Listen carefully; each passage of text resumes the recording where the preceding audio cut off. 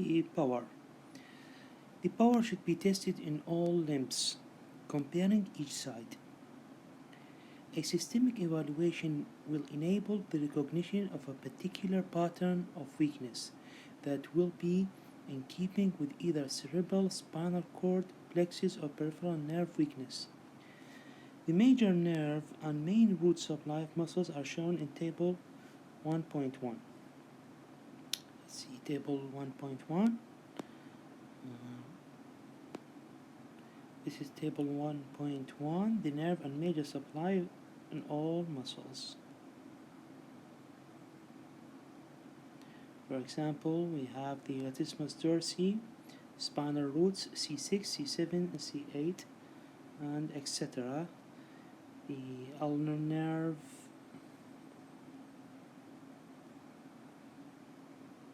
the lower limb,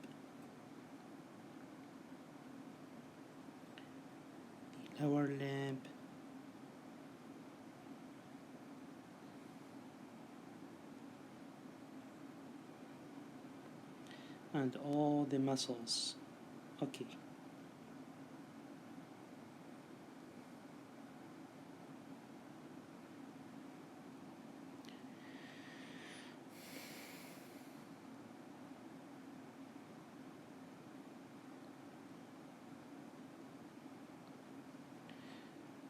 The Medical Research Council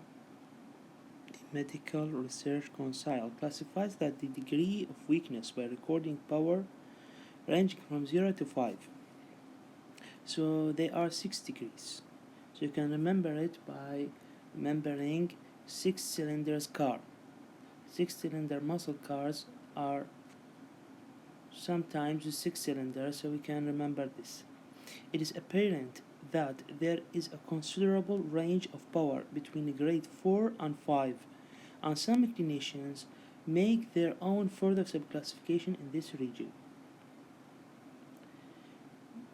Weakness due to corticospinal tract lesion is most marked in the abductors and extensors of the upper limbs and the flexors of the lower limbs. It is normally associated with increased tone and exaggerated reflexes. It is normally associated with increased tone and exaggerated reflexes, the corticospinal lesion.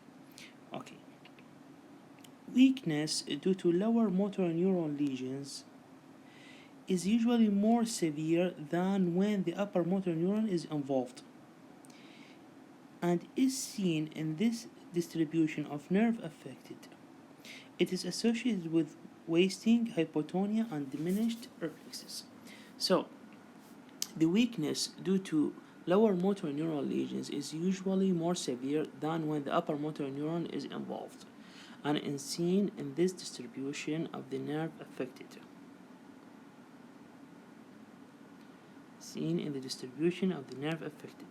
It is associated with wasting,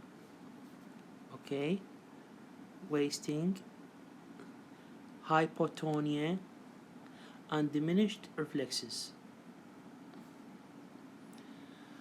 As we mentioned, the weakness due to the corticospinal tract lesion is most marked.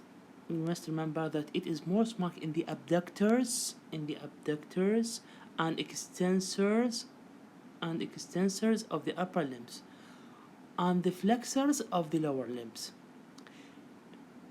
And it is normally associated with increased tone and exaggerated reflexes. Okay. There is something in power named fasciculation. Fasciculation is an irregular, non-rhythmical contraction of the muscles, fascicles, which is most easily seen in the deltoid or calf muscles. It occurs classically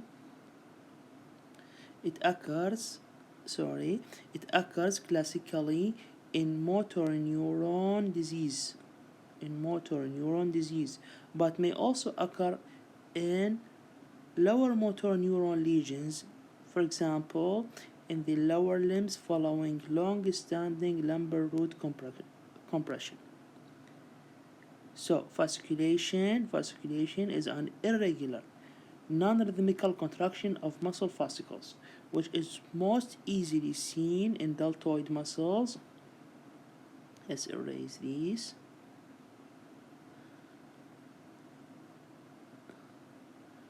Seen in deltoid muscles,